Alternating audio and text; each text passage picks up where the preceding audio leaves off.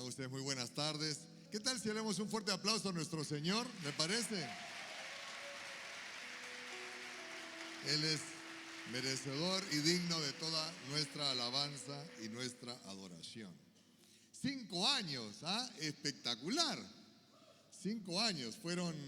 Usted sabe que el número 5, pues tiene un significado determinante en las Escrituras. Y va a depender de las decisiones que ustedes tomen para lo que ha de venir, ¿no? El libro de Números en las Escrituras, habla acerca de un momento determinante en la historia de Israel, donde tenían que decidir o si iban a vivir quejándose por su temporada en el desierto o iban a terminar de poseer la tierra prometida. Fueron 5 los panes que este niño tenía, que o iba a determinar él entregarlo para que sean multiplicados o simplemente dejar pues que la incredulidad lo convence y diga, no, esta es una tontera, ¿para qué se lo voy a dar si 5 no alcanza para nada, ¿no? Y fueron 5 vírgenes que fueron las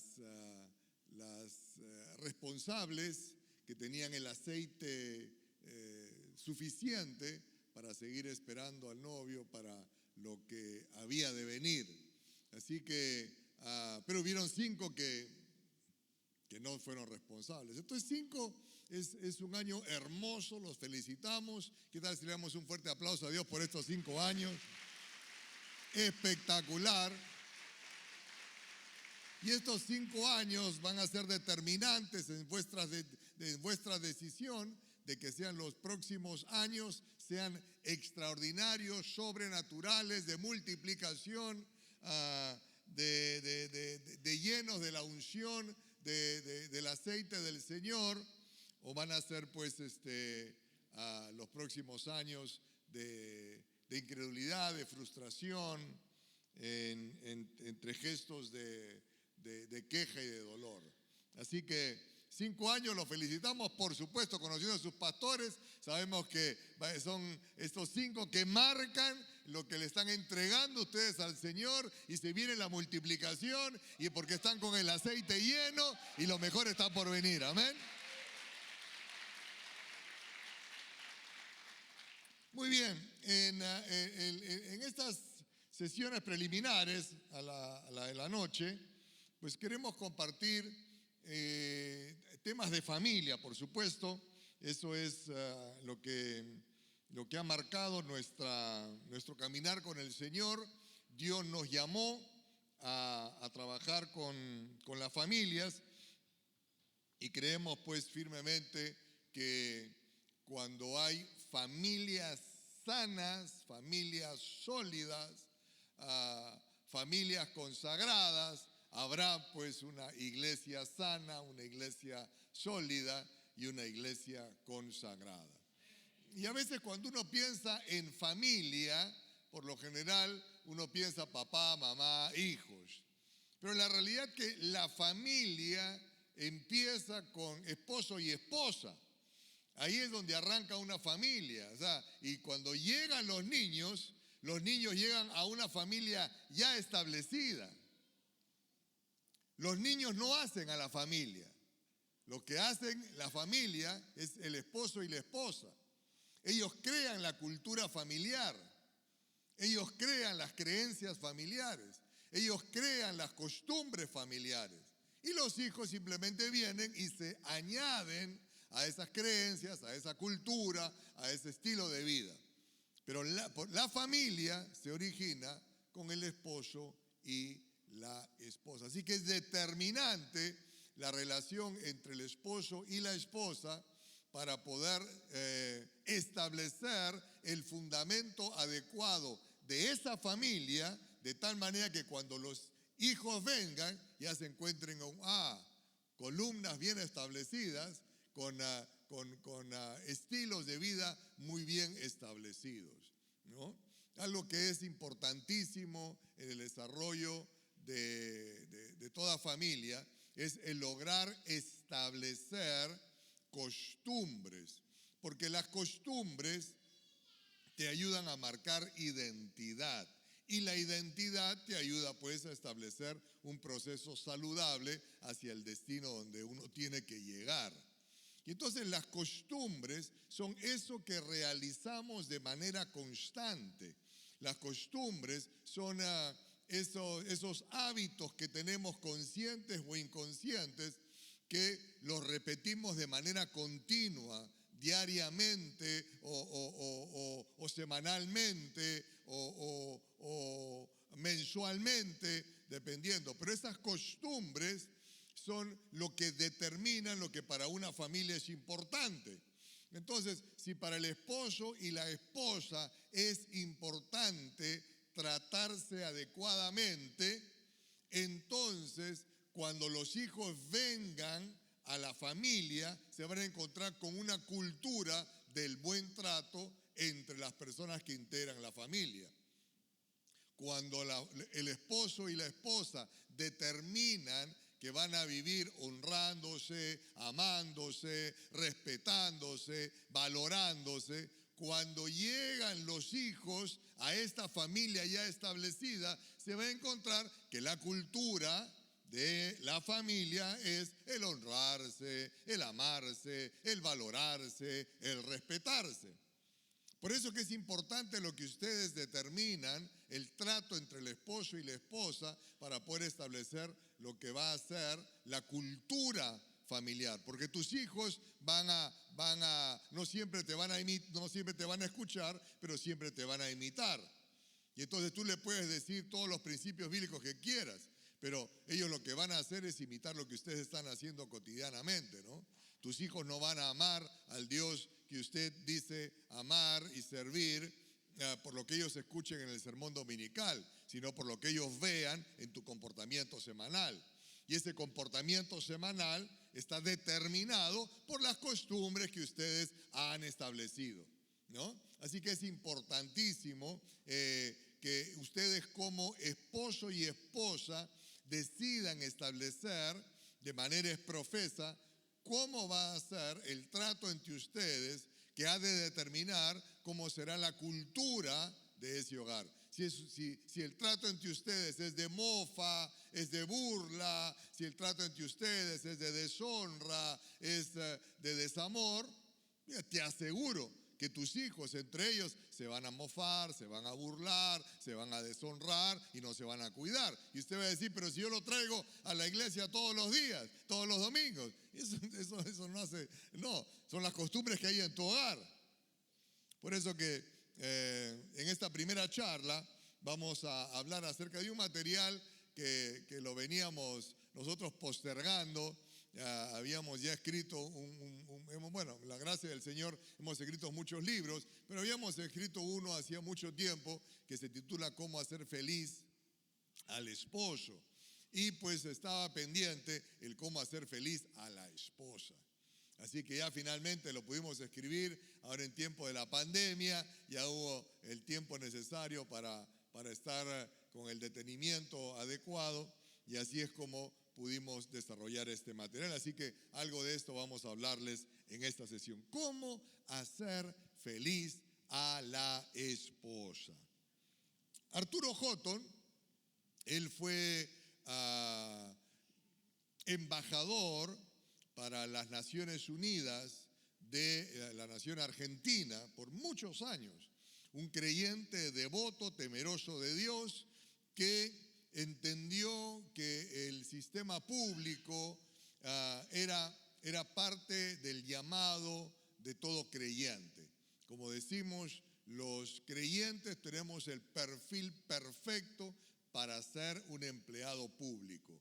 Porque el empleado público, en teoría, es una persona que tiene la vocación de servicio y que no está en ese puesto dentro del conglomerado de la burocracia de un Estado para hacerse rico, sino está ahí porque tiene la vocación de servicio. Y bueno, pues el creyente tiene el perfil perfecto, ideal para ser un servidor público. Y así lo entendió este caballero hace muchos años atrás. Hoy su esposa, su hija, Cynthia Houghton, ha sido senadora, ha sido representante en la OEA también por Argentina y hoy está también trabajando en un proyecto político, ¿no? Y él escribió lo siguiente. Yo fui también muy inspirado por este caballero, un tremendo escritor también, y él decía lo siguiente, y que es parte de la introducción de nuestro libro, y dice: amar a una mujer es anticipar el cielo. Los hombres tenemos tan alto privilegio y a veces tan sagrada misión: amarla, obstinada, indeclinable y apasionadamente. Entonces, el amar, que es ese mandato tan específico que Dios le da al hombre casado con respecto a su esposa, porque no se lo dice tantas veces como se lo dice al hombre. Y al hombre le dice: ama, ama, ama, ama, ama, ama. Y no hay manera de amar sin tener la disposición de servir. Usted sirve a Dios porque ama a Dios. Hay una gran diferencia entre servicio y servidumbre.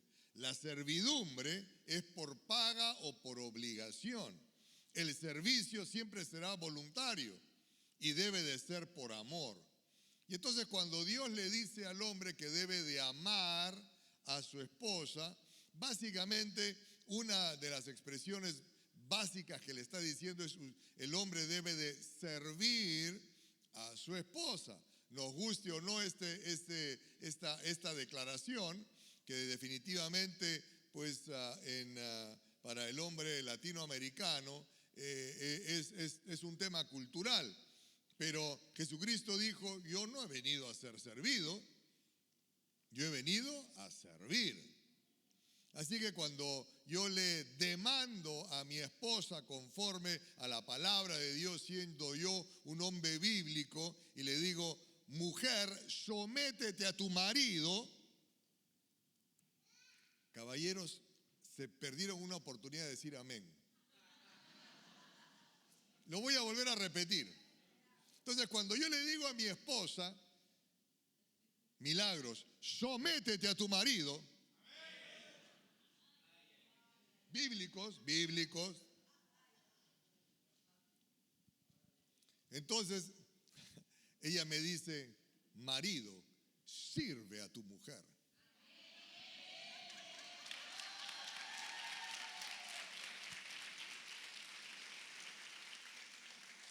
Las dos S del matrimonio. Yo sirvo, ella se somete. Ella se somete y yo sirvo. Bueno. En nuestra introducción poníamos lo siguiente acerca del corazón de la mujer.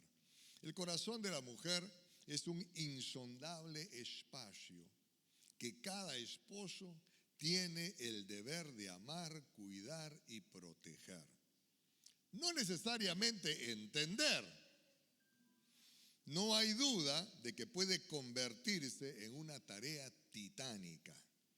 Pero tengamos en cuenta que cuando una mujer florece por el amor y el cuidado de su esposo, la familia florece aún más.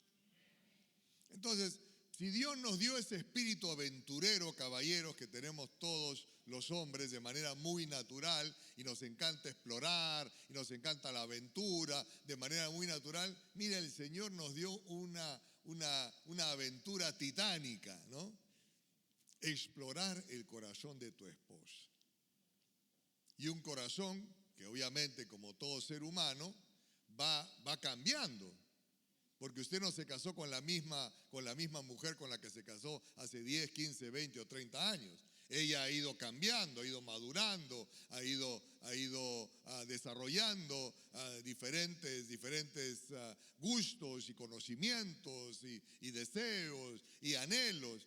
Y entonces los hombres tenemos ahí una aventura pues constante, una aventura interminable, ¿no es así? Y de ir conociendo el corazón de tu esposa, qué le gusta, qué le anhela, qué la hace feliz, y de pronto pues eso que la hacía feliz hace 5 años atrás, de pronto ahora ya no la hace feliz, y entonces tú vienes con el mismo regalo de hace 5 años, y lo que antes a ella le alegraba pues de manera espectacular, ahora ella me dice, gracias. ¿Qué pasó acá? Pues ahí está la aventura insondable de seguir conociéndola más y más. En Ezequiel el capítulo 22, el verso 30, el Señor declara a través de la boca de Ezequiel: busqué entre ellos un hombre que levantara una muralla, que se pusiera en la brecha de mí, delante de mí, a favor de la tierra, para que ya no la destruyera, pero no lo hallé. Muy triste esta declaración, donde Dios está buscando, para un momento en particular que está profetizando Ezequiel, un hombre que esté dispuesto a pararse a la brecha para salvar la creación, y no lo halló. Definitivamente, señores y señoras, la hombría, tal como Dios la diseñó desde su origen, ha ido menguando, deformándose, distorsionándose, falsificándose y falsificándose. Y está en vías de extinción. Entonces, cada vez es más difícil encontrar las características claves de un hombre de Dios. Primero ha sido esta cultura machista que tanto daño le ha hecho a la familia y a la humanidad. Hoy es la cultura progresista que le está haciendo un daño aún peor a la humanidad y particularmente a esa creación maravillosa de Dios que es la familia. Y por lo tanto, tenemos nosotros que de manera muy esforzada investigar, orar, interceder, encontrar, redescubrir las marcas de un hombre de Dios. De tal manera que las siguientes generaciones puedan decir, no, así es un hombre. Así es un hombre conforme al corazón de Dios. El hombre conforme al corazón de Dios trata a su esposa de esta manera, trata a sus hijos de esta manera, se relaciona con sus... Claro, poder ver esa manifestación de un hombre de Dios conforme a las Escrituras, conforme al diseño original. Cuando Dios crea a Adán, lo crea según la imagen y semejanza de él. Y por lo tanto lo crea con características divinas, con características para manifestar lo que Dios es en los cielos a través del hombre que está aquí en la tierra. Y es nuestra responsabilidad poderlo redescubrir, y de eso vamos a hablar con un poquito más de detalle. Cada día hay menos hombres y la evidencia social así lo corroboran. Permítame explicarle. ¿Qué es la moral? La moral es un conjunto de normas, valores y creencias existentes y aceptadas en una sociedad que sirven de modelo, de conducta, de valoración para establecer lo que está bien y lo que está mal. La conducta moral hace el bien y evita el mal. La ética es una reflexión sobre la moral. A menor moralidad, decía Ed Cole, mayor mortandad. Cierto para las naciones, culturas o familias. Entonces, la moral, que me determina bueno y malo, y la ética, que me da ese meditar en estos absolutos, la moral, que manifiesta, que practica el hacer el bien y evitar el mal, va a tener como consecuencia o mayor mortandad o menor mortandad. A mayor moralidad, menor mortandad. Hoy en día, como la moral está cada vez más diluida y ya no es conforme a lo establecido por Dios en sus mandamientos, como no matarás, entonces a menor moral, mayor mortandad. Y vemos de manera clara como en las naciones, cada día son más las naciones que están aprobando los temas del aborto, los temas de eutanasia, porque la moral ha decaído. A menor moralidad, mayor mortandad. Cierto, en las naciones, culturas o familias. Ahora, la responsabilidad es el cumplimiento de las obligaciones. Se considera una cualidad y un valor del ser humano. La responsabilidad obedece a cuestiones éticas y morales. Entonces, mi responsabilidad como hombre de Dios es hacer el bien y evitar el mal. En todo sentido. En el sentido social, en el sentido económico, en el sentido familiar y en el sentido conyugal. Entonces, a mayor moralidad, es decir, a mayor aplicación de hacer lo bueno y evitar lo malo, en mi matrimonio, menor muerte habrá en esta relación. Porque moral no significa únicamente, pues, no mentir. No. Es hacer lo bueno y evitar lo malo. Y si la ordenanza en el matrimonio es que el hombre ame a su esposa, es decir, que sirva a su esposa, lo moral sería hacer lo correcto. Es decir, que el hombre debe vivir sirviendo a su esposa. Y las damas dicen,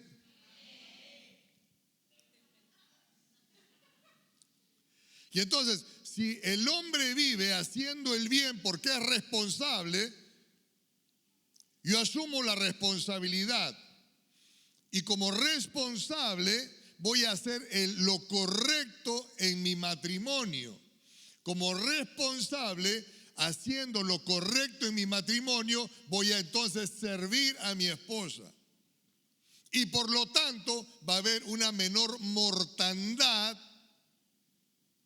en los sueños, en los anhelos y en los destinos que mi esposa tiene. Si yo soy un irresponsable y digo, a mí no me parece, o yo no quiero, o yo no estoy de acuerdo, entonces usted va a ejercer menor moral. Y al tener menor moral, se va a evidenciar con menor servicio. Y al tener menor moral va a haber mayor mortandad y se va a evidenciar en las áreas que se murieron en la vida de tu esposa.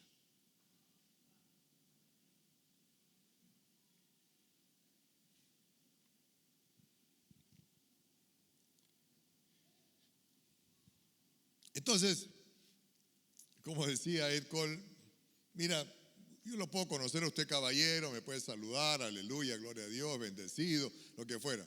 Pero déjame ver a tu esposa y déjame ver su rostro. Y eso me va a decir exactamente qué clase de hombre es usted. O es un hombre conforme al corazón de Dios, o es un hombre conforme a la cultura. Sea en las manifestaciones del machismo o en las manifestaciones del progresismo, en vez de que sea en la verdad del cristianismo. Porque a mayor moralidad, menor mortandad. Y entonces, ¿qué dice Efesios capítulo 5, el verso 25? Para los maridos eso significa ame cada uno a su esposa tal como Cristo amó a la iglesia y Él entregó su vida por ella. Efesios 5:28, de la misma manera el marido debe amar a su esposa como ama a su propio cuerpo. Y Efesios 5:33, por eso les repito, cada hombre debe amar a su esposa como se ama a sí mismo. Y entonces hay una constante, hay una constancia de parte de Dios de hacerle ver el camino que el hombre tiene que tener en cuanto a la relación con su esposa. Y es una sola, amar. Y ese amar es conforme al modelo de Dios, no conforme a Hollywood. Claro, porque pensamos que ese amar es simplemente ese pedacito romántico, ¿no? De las flores, de la cena, del regalito y nada más, ¿no? Y lo que viene después de la cena, de las flores, del regalito y eso es un pedacito. Pero Jesús es nuestro modelo. Y Él entregó, renunció a su reino.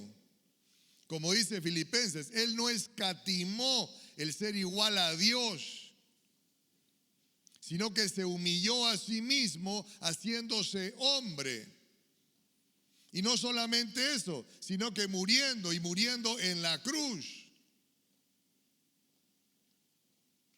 Y entonces la actitud del hombre casado, es decir, del hombre moral, es decir, del hombre de Dios, debería tener esa manifestación clara, externa, de un amor de servicio. Aunque él tenga que morir a sí mismo para servir a su esposa. Escribimos un libro también un tiempo atrás acerca del esposo que quiero para mi hija, la esposa que quiero para mi hijo. Y tomábamos como modelo a José. Y es más, en cada capítulo de este libro terminábamos escribiendo, yo quiero un José para mi hija. Yo quiero una María para mi hijo.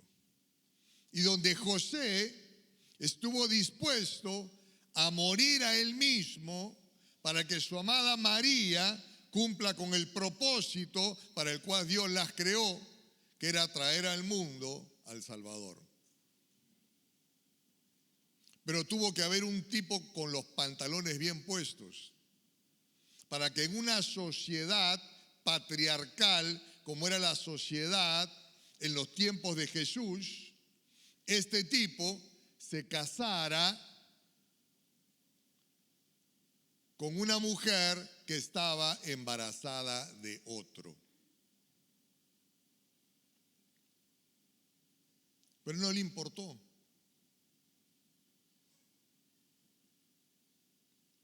Él era un hombre de Dios.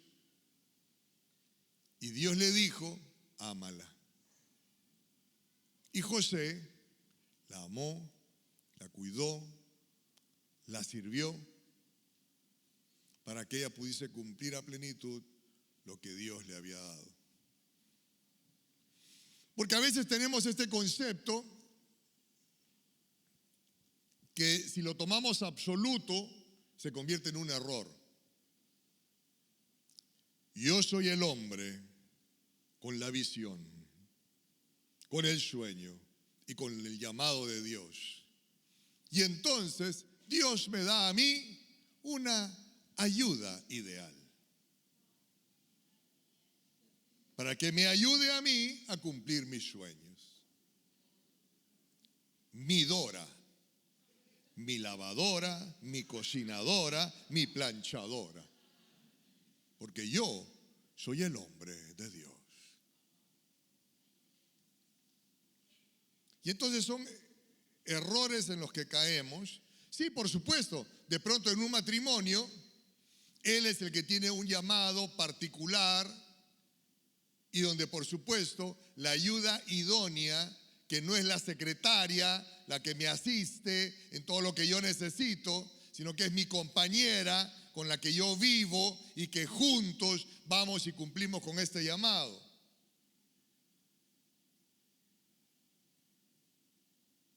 Pero ella es tan hija como tú eres hijo de Dios. Ella tiene tantos talentos como tú tienes talentos dados por Dios. Y sería bueno que cada matrimonio, y especialmente cada caballero, le pregunte al Señor: ¿y qué de mi esposa, Señor? Esos dones, esos talentos, esos sueños que tú le has dado, que tú has puesto en su corazón, que ella ha postergado tal vez por la maternidad. Pero Señor, ¿cuáles son? Permíteme, Señor, amarla, es decir, servirla, para que ella también pueda cumplir con cada uno de ellos. Porque Dios me dice, para los maridos eso significa ama a cada uno a su esposa. De la misma manera el marido debe amar a su esposa como ama a su propio cuerpo. Por eso le repito, cada hombre debe amar a su esposa. Y Jesús dijo: yo no he venido para ser servido, sino para servir. Él amó a la novia entregando su vida por ella. Entonces, si Dios me lo dice, entonces, caballeros, deberíamos nosotros de contemplarlo. Porque cuando vengan nuestras hijas a esta relación matrimonial con una cultura ya establecida, ellas van a darse cuenta: así es como debe de ser el trato entre el esposo y la esposa. Y cuando vengan nuestros hijos a esta cultura familiar ya establecida, los chicos se dan cuenta: así es como el marido trata a la esposa. Por eso que es clave. Y como alguna vez lo hemos dicho, recuerde usted, caballero, que tu esposa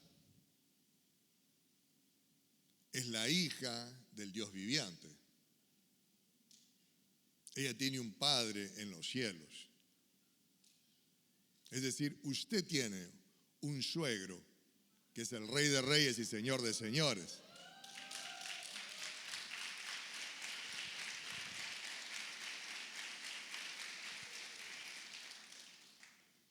Entonces, ¿dónde está el desafío, por lo tanto, para cada uno de los hombres? Ed Cole nos enseñaba que la madurez no viene con los años, sino que empieza con la aceptación de responsabilidades. La madurez empieza con la aceptación del cumplimiento de las obligaciones éticas y morales.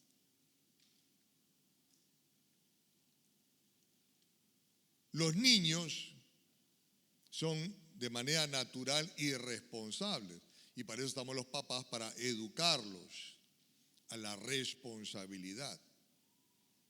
Entonces la madurez no viene con los años, sino con la aceptación de mi responsabilidad. Entonces, si yo sé que mi responsabilidad es amar, es decir, es servir, es decir, es ser moralmente responsable, y eso implica entonces servir a mi esposa, si yo soy un hombre maduro, voy a asumir esa responsabilidad. Si soy infantil, si soy inmaduro, voy a poner excusas y pretextos para todo. Como cuando le dices a tu hijo: recoge tus juguetes. Como inmaduro, escucha el mandato y simplemente no lo hace. Porque prefiere seguir jugando o haciendo las cosas a su manera. Y cuando tú llegas a pedir la rendición de cuentas, siempre va a culpar a alguien. Como cuando Dios se le presenta a Adán y le dice: Adán, ¿acaso comiste el fruto que dije que no comieras? Fue la mujer que tú me diste. Tan infantil. En vez de decir: sí, Señor, perdóname. Entonces, eres más hombre cuando eres menos niño. Es decir, cuando decides asumir la responsabilidad que te toca vivir. Y la responsabilidad que te toca vivir es amar a tu esposa. Ser una persona moralmente responsable. Es decir, hacer el bien y evitar el mal. Y por lo tanto, eso implica servir a tu esposa. La madurez empieza con la aceptación del cumplimiento de modelos de conducta y valoración para establecer lo que está bien o lo que está mal. A mayor madurez, mayor establecimiento de conductas que hacen lo bueno y evitan lo malo. Y por lo tanto, la moralidad, como les decía, y la mortandad es proporcional a la madurez del individuo. Nos damos cuenta del grado de nuestra hombría o de nuestra madurez en la medida que vemos vida o muerte a nuestro alrededor. Entonces, esa es la pregunta que tenemos que hacernos los caballeros el día de hoy. ¿Cuánta vida hay en nuestra esposa? ¿Y cuánta muerte hay en ella? Y eso es directamente proporcional a la moralidad. A mayor moralidad, menor mortandad. Es decir, a mayor hacer el bien y evitar el mal, mayor vida va a haber en la vida de nuestra esposa. Y obviamente, caballeros, no somos perfectos. Tal vez en algunas áreas de nuestras vidas, de la vida de nuestra esposa, hay vida. Pero tal vez en otras áreas hay muerte. La ruta no es fácil, pero la ruta es factible en la medida que estamos dispuestos a ser moralmente responsables de lo que Dios dijo que teníamos que hacer. Entonces, ¿qué clase de hombre es usted? ¿O cuán hombre es usted? ¿Inmaduro, irresponsable o asesino? Porque si usted es el que provoca muerte, ¿quién es el que mata?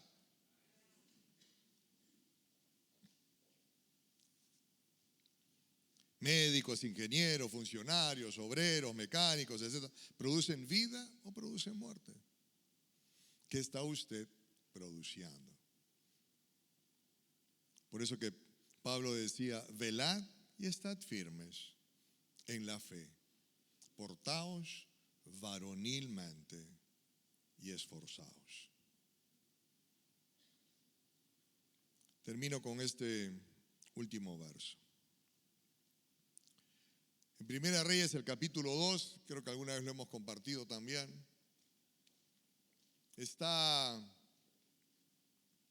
David ya despidiéndose de esta tierra y lo llama a su hijo. En momentos complejos,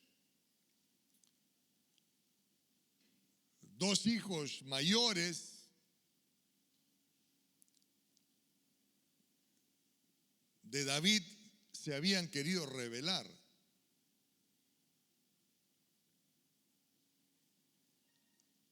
Uno de ellos incluso ya había hecho una fiesta con toda la autoridad y se había declarado rey.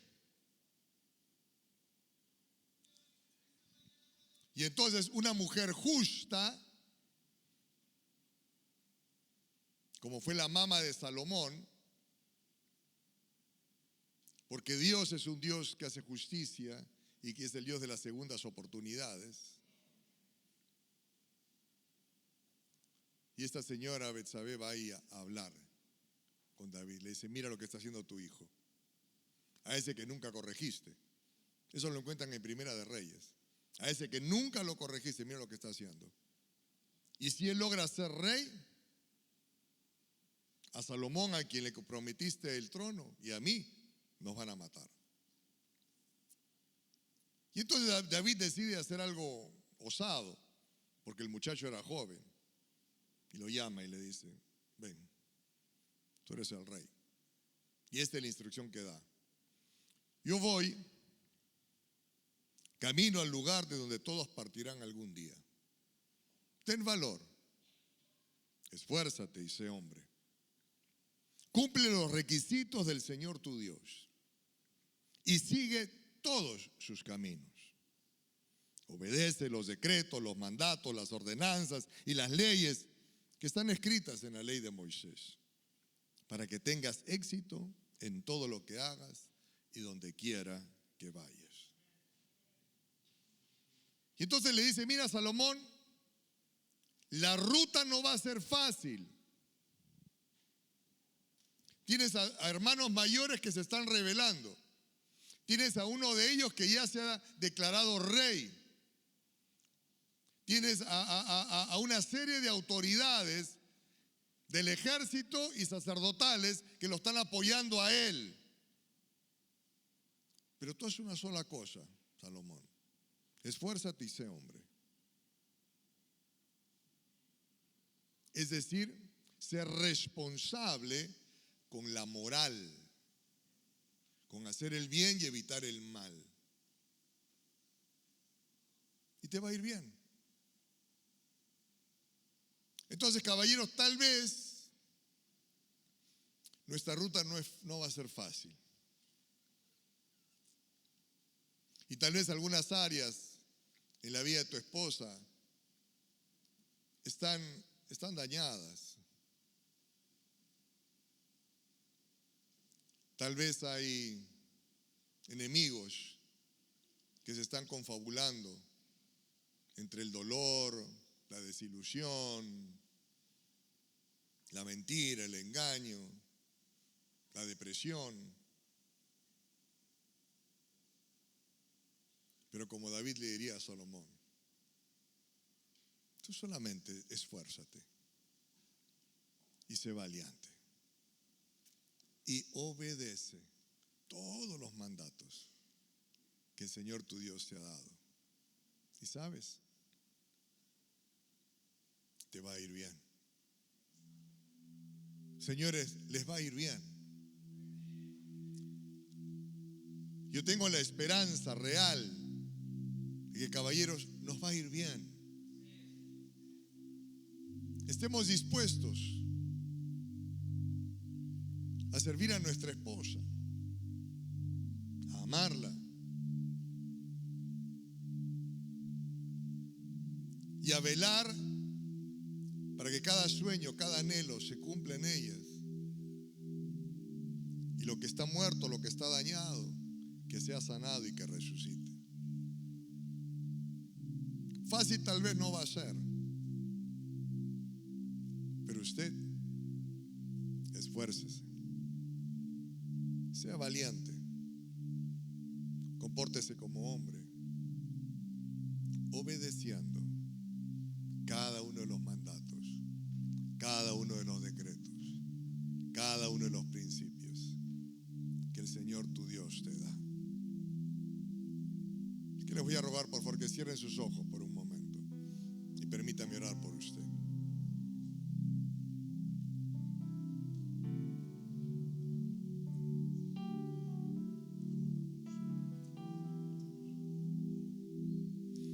Padre,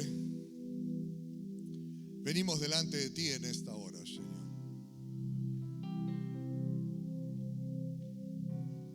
Buen Dios, somos tan imperfectos, tenemos tantos errores, tantas fallas.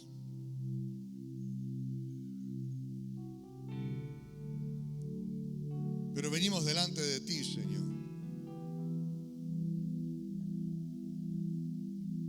Padre, la evidencia de mortandad en casa, en el matrimonio, con nuestros hijos, está gritando la medida de nuestra hombría.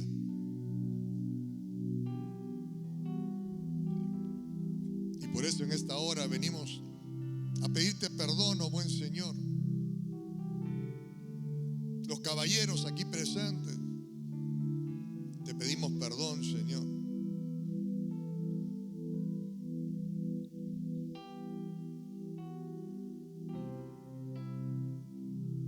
Porque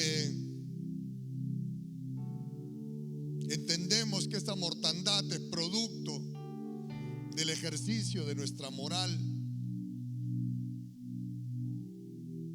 Es decir, de no haber hecho lo bueno en la medida que debimos y de tristemente no haber evitado lo malo que tantas veces lo hemos repetido. Oh buen Rey, te pedimos perdón. Tú eres nuestro ejemplo, oh Jesús. Tú eres nuestra fuente de inspiración, oh Señor. Tú eres, Señor, la medida de nuestra hombría.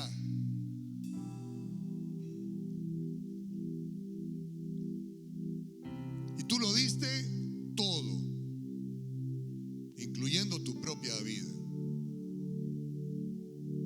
Todo tu pensamiento, toda tu razón de ser aquí en la tierra, toda tu razón de morir a ti mismo, tuvo un solo enfoque, Señor. La vida de la novia. Padre amado, ahí anhelamos llegar.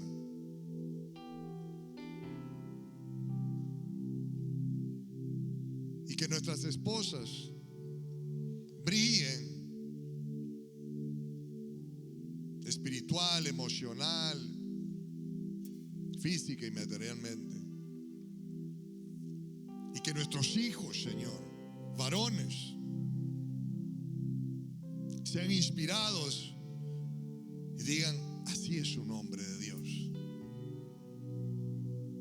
Y que nuestras hijas, bellas princesas tuyas, digan, así es como se me debe tratar. Padre, bendecimos a nuestras esposas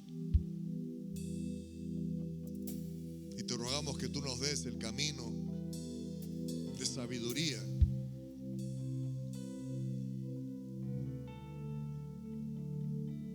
para cumplir con ese mandato tuyo de amarlas, amarlas, amarlas